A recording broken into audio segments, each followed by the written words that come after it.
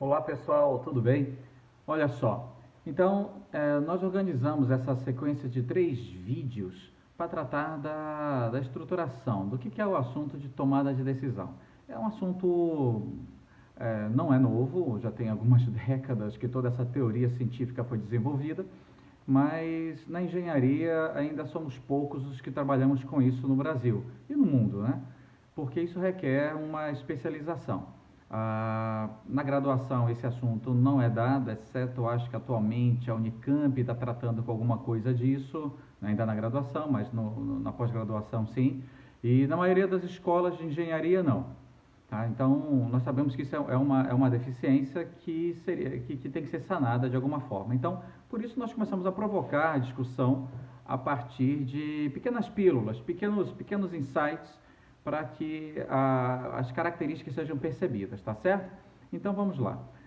Nessa nossa agenda inicial, para esses 3 vídeos, nós vamos tratar, nesse primeiro vídeo, de problemática da tomada de decisão, os processos de tomada de decisão, e nos 2 vídeos seguintes falaremos de árvore de decisão e análise multicritério. Tá? Que é para situações de complexidade. A árvore de decisão, a gente diz respeito a riscos, né? Que seria basicamente nós envolvermos entre 2, 3 alternativas, ao peso de especialistas, né?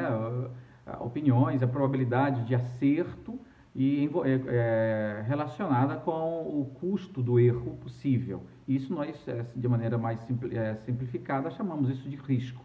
Então, tudo isso precisa ter uma estrutura dentro da engenharia para nós podermos orientar a gestão e as tomadas de decisão. Não existe gestão sem um processo estruturado de tomada de decisão, tá ok? Então, vamos lá. Então, sobre a problemática da tomada de decisão, o que nós podemos iniciar a provocação é: a dificuldade da tomada de decisão depende da complexidade e da incerteza dos agentes de decisão. Então vamos lá, o que é complexidade? Quando nós temos muitos aspectos envolvidos, muitos interesses envolvidos, diversos pontos de vista envolvidos, né? Nós temos uma situação onde valores são distintos, crenças, opiniões, cultura, história, patrimônio histórico, patrimônio cultural. Então a situação tem uma certa complexidade. Estratos sociais, rendas econômicas. Então, temos as pessoas que vão ganhar dinheiro com aquilo, tem as pessoas que vão sofrer as consequências daquilo. Isso é uma situação de complexidade, tá? E de uma maneira bastante rápida. E a correlação entre esses itens que nós citamos, eles têm uma taxa, eles têm uma velocidade de relação que eles não são totalmente casados. Então, cada um deles tem uma dinâmica de desenvolvimento à medida que as situações e as alternativas vão acontecendo, e equacionar, modelar isso é complexo, tá bom? Bom, agora vamos falar de um outro aspecto diametralmente oposto, que são o caso das incertezas.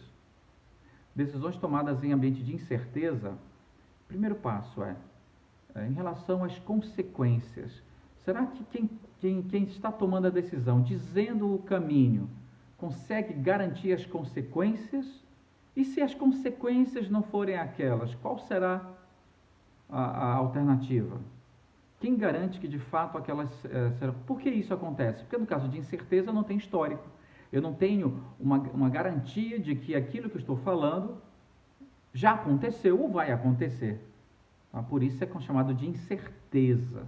Tá? Então, vamos lá.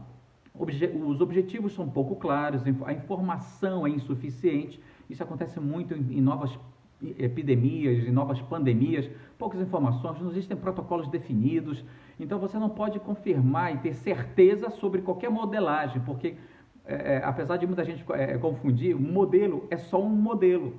Quando você faz uma modelagem, você não está replicando a realidade. Você faz uma construção teórica e modela. 2, 3, 4 modelagens distintas por métodos diferentes darão resultados provavelmente sempre diferentes. Tá? E é isso que a gente trata em ambientes complexos, em análise multicritério. Tá? Então, e também descontrole sobre as práticas, né, dos decisores e tudo mais. Ok? Bom, E aí a gente vê uma situação, por exemplo, de epidêmica, né, ou pandêmica. É uma situação que, na nossa opinião, a gente pode ter dúvida. Poxa, mas de certeza não é, a menos que eu já conheça esse tipo de processo, né, de contágio.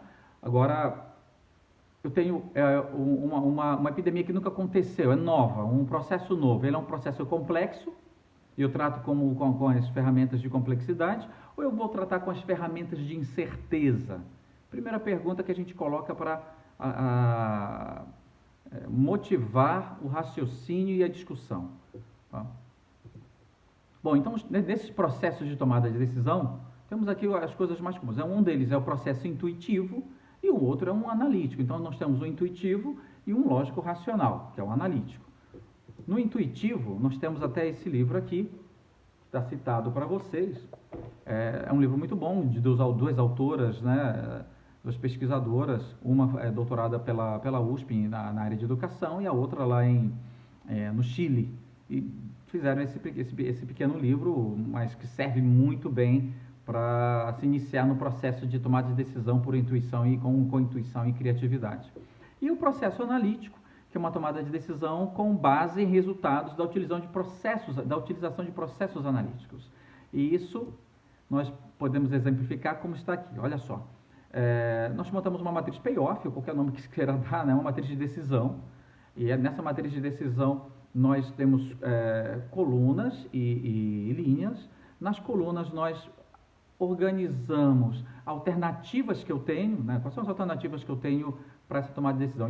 Mas alternativas viáveis. O que são alternativas viáveis? Aquelas que eu tenho condições de executar financeiras, condições de executar com pessoal, com tempo, alternativas verdadeiras, não hipotéticas. E correlaciono isso com vários pontos de vista, com vários critérios de decisão. Agora vem o seguinte ponto. E agora, como eu vou preencher essa matriz? Para preencher essa matriz, relacionando as alternativas que eu tenho e os pontos de vista, os critérios de decisão, nós temos que montar para cada ponto de vista a sua função de valor. Tá? Então, como está representado aqui, para cada uma delas a gente monta uma função de valor e vai preenchendo essa matriz payoff, essa matriz de decisão. Só que tem um pequeno detalhe, além disso, nós temos que botar pesos em cada uma delas. Então, o processo não é simples. Depois disso, nós temos que trabalhar por alguns métodos geométricos ou aritméticos, calculando distâncias, né, de um ponto ótimo, que seria o ideal, que é criado pelo modelo, ou um ponto status quo, que é o pior, também criado por modelos. Isso dentro do MOLP e do modelo CGT, né, a teoria dos jogos cooperativos.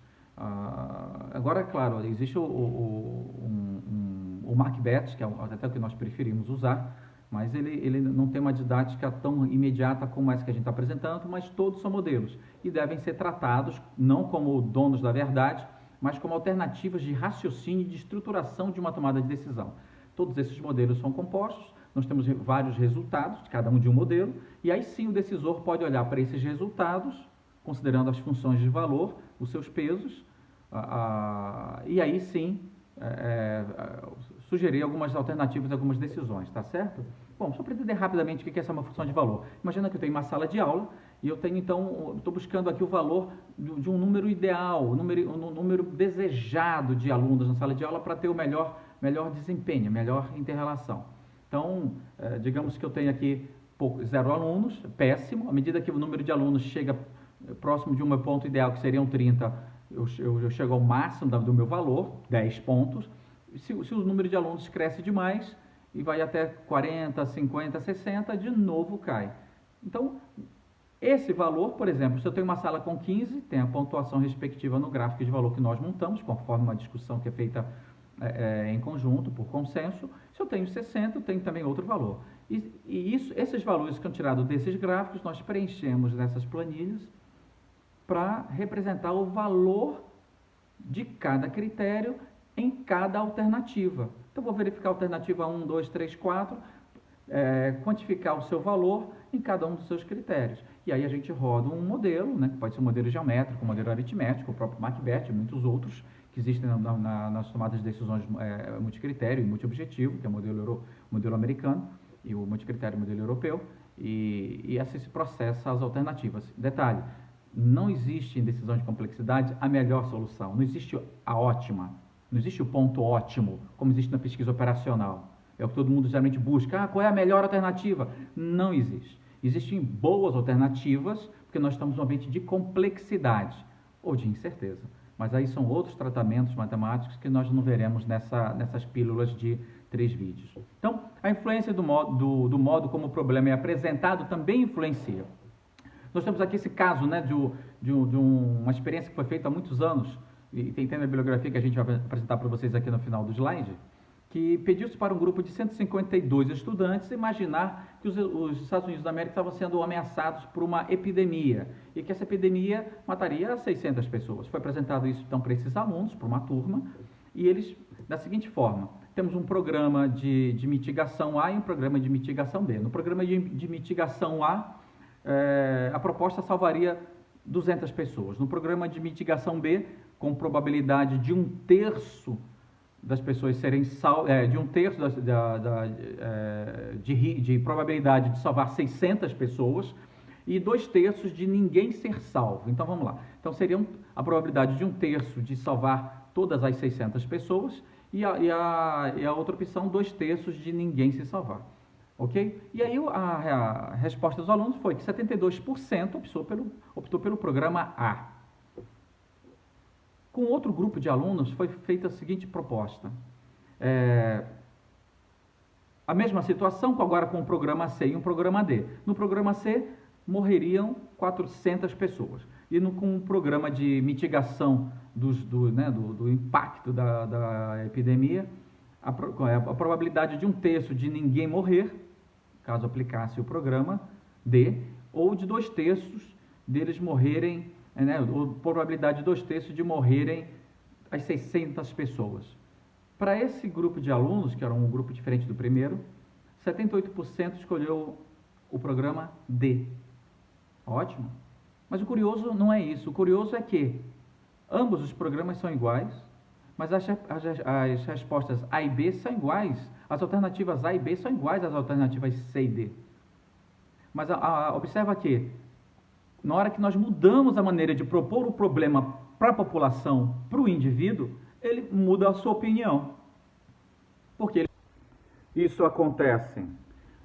A maneira como é estruturado o problema na nossa cabeça induz uma resposta. Então, é só eu botar um ponto de vista positivo para um número e um ponto de vista negativo para o mesmo número, nós manifestamos opiniões distintas. Então, é por isso que é necessário ter uma estruturação de maneira bastante científica, profissional, na hora de preparar a situação para o decisor, para o gestor, poder tomar a sua decisão. A ideia de que muitas vezes se tem assim, porque eu analisei vários gráficos, conversei com várias pessoas, analisei planilhas, então tomei uma boa decisão. Isso aí não funciona em situações de complexidade. O que é uma situação de complexidade? Repito, quando tem vários interesses, várias opiniões, impactos sociais, mudança na vida das pessoas, das empresas, da sociedade, dos animais, do meio ambiente, tudo. Esses são os cuidados. E esse exemplo também é conhecido, estudado, né, no caso do Miller-Lyer, que é o que eu gostaria de discutir com vocês. Observem que aqui temos 2 linhas e a azul parece ser mais longa que a vermelha. Mas ela não é mais longa do que a linha vermelha. Mas como eu apresentei as 2 linhas de formas distintas, e aí aparece até que a azul para alguns pode até parecer mais espessa também, mas ela não é. São 2 linhas de mesmo comprimento, mesma espessura, mudando a cor e os seus terminais. Observem que aparentemente a linha azul é bem maior que a vermelha, mas ela não é. Tá certo?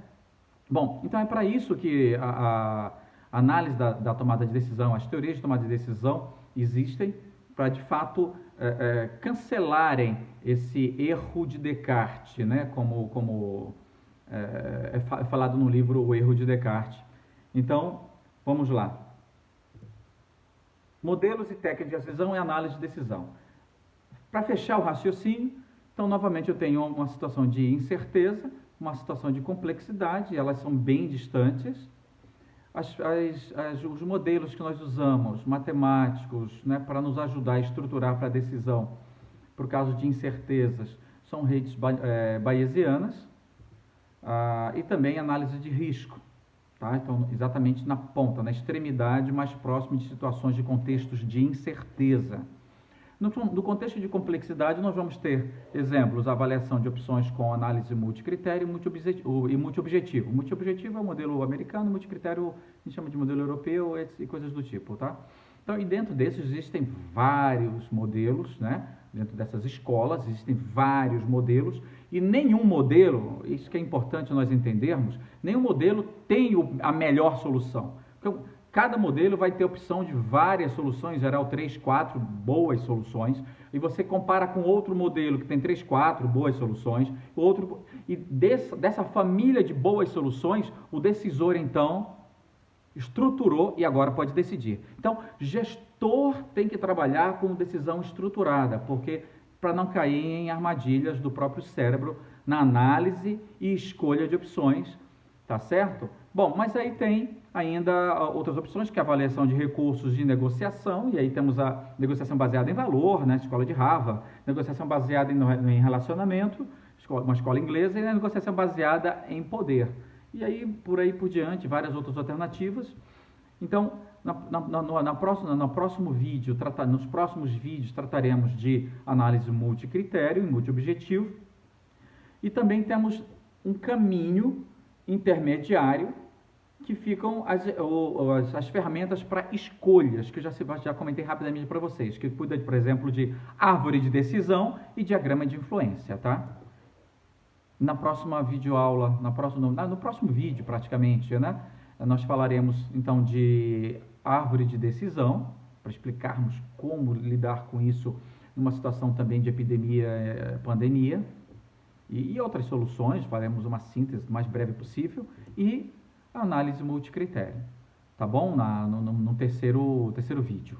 E aí com isso nós tentamos fechar a ideia do que é a necessidade de saber tomar decisão, para não ficar abraçando, né, soluções mirabolantes que chegam de Imperial College, de London School, e a gente então fica encantado com o modelo que foi apresentado.